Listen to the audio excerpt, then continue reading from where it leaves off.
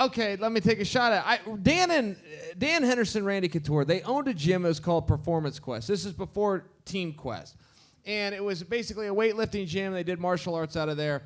And the whole Performance Quest thing was, as opposed to doing the traditional belt system in martial arts, they said, look, we're not about belts here. We're about performance. We will teach you how to fight so you can perform well. Okay, you've got Performance Quest.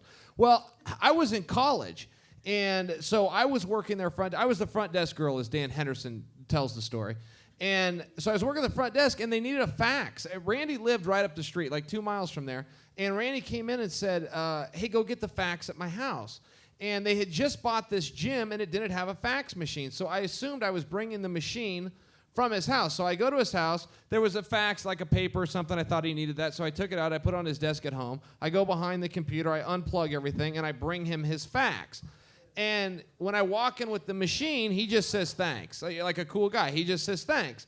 And I find out a couple of days later from Dan Henderson. See, Randy's really nice, and Dan's a dick to me. So Dan then lets me know that I was supposed to go home and grab the fax off the machine and come back, not bring the entire machine. Isn't that way better story than the Goldberg thing? But that could happen to anybody, man. Those guys, none of those guys speak clearly. You know, Randy has his own language, much like you do, and then...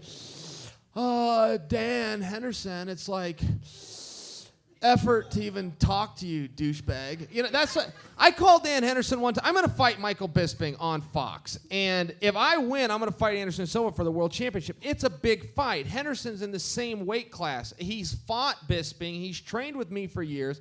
So I called Dan Henderson the night before the fight, which is a tradition for me. And I asked him, hey, I can beat this. Can I beat this guy? That's what I ask him every time. Can I beat this guy? And he goes, yeah, I don't see why not. And then I can hear him like talking to his kids kind of off phone, and he comes back. I can tell he's not enveloped in this conversation at all. So then he finally says to me, well, is it 3 or 5 rounds? And at that time, I was going around with a UFC belt. I was telling people I was the champion. And so it's like, and the only time you fight 5 rounds is if you're a world title fight or you're the main event.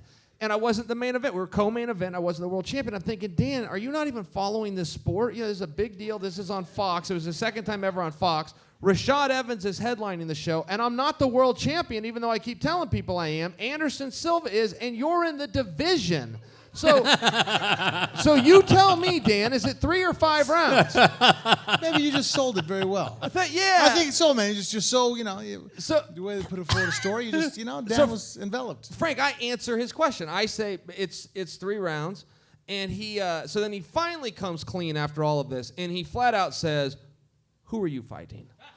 So this is after he builds me up, and he didn't does ask all you these what things. organization, at least, right? Yeah, no, he didn't ask what organization. We didn't get that bad. But then he did slip. One of the final piece of this story is he said, when I'm asking him, can I beat this guy? He says to me, did you train? And I'm thinking, well, yeah, I trained for the fight, but the fact that you asked me that is direct evidence that you have been in fights yourself that you have not trained for. Like, that would never even cross my mind. And he asked me that. He finally said to me, who are you fighting? After 5 minutes of assuring me I could beat the guy. So, all right.